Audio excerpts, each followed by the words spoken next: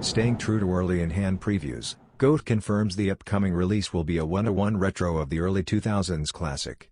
The Air Jordan 12 French Blue features tumbled leather on the upper's radial panels and pebbled leather on the mudguard, elements that maintain the silhouette's premium aesthetic.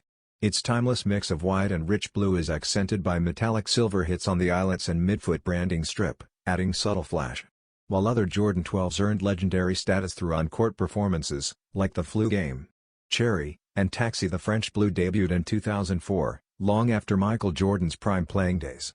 Even so, it became a defining pair of the post-MJ Jordan brand era, worn memorably by stars like Rip Hamilton, Carmelo Anthony, and Kobe Bryant. Mark your calendars, the Air Jordan 12 French Blue returns on August 16 with a retail price of $200.